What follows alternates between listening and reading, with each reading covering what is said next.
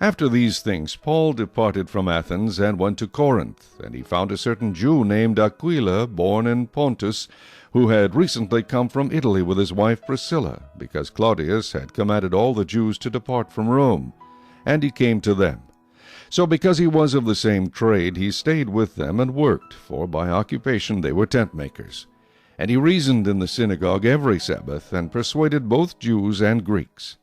When Silas and Timothy had come from Macedonia, Paul was compelled by the Spirit, and testified to the Jews that Jesus is the Christ. But when they opposed him and blasphemed, he shook his garments and said to them, Your blood be upon your own heads. I am clean. From now on I will go to the Gentiles. And he departed from there and entered the house of a certain man named Justus, one who worshipped God, whose house was next door to the synagogue. Then Crispus, the ruler of the synagogue, believed on the Lord with all his household, and many of the Corinthians hearing believed and were baptized. Now the Lord spoke to Paul in the night by a vision. Do not be afraid, but speak, and do not keep silent, for I am with you, and no one will attack you to hurt you, for I have many people in this city. And he continued there 1 year and 6 months, teaching the word of God among them.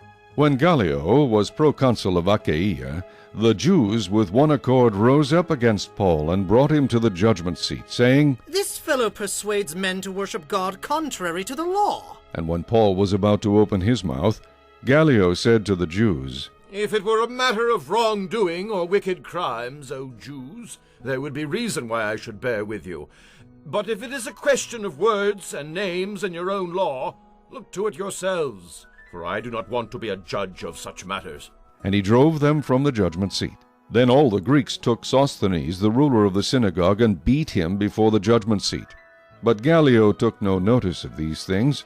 So Paul still remained a good while. Then he took leave of the brethren, and sailed for Syria, and Priscilla and Aquila were with him. He had his hair cut off at Cenchrea, for he had taken a vow.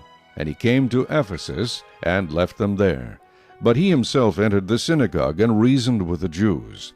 When they asked him to stay a longer time with them, he did not consent, but took leave of them, saying, I must by all means keep this coming feast in Jerusalem, but I will return again to you, God willing.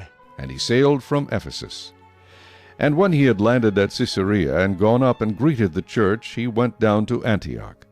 After he had spent some time there, he departed and went over the region of Galatia and Phrygia in order, strengthening all the disciples. Now a certain Jew named Apollos, born at Alexandria, an eloquent man and mighty in the Scriptures, came to Ephesus. This man had been instructed in the way of the Lord, and being fervent in spirit, he spoke and taught accurately the things of the Lord, though he knew only the baptism of John. So he began to speak boldly in the synagogue. When Aquila and Priscilla heard him, they took him aside and explained to him the way of God more accurately. And when he desired to cross to Achaia, the brethren wrote, exhorting the disciples to receive him. And when he arrived, he greatly helped those who had believed through grace. For he vigorously refuted the Jews publicly, showing from the Scriptures that Jesus is the Christ. Chapter 19.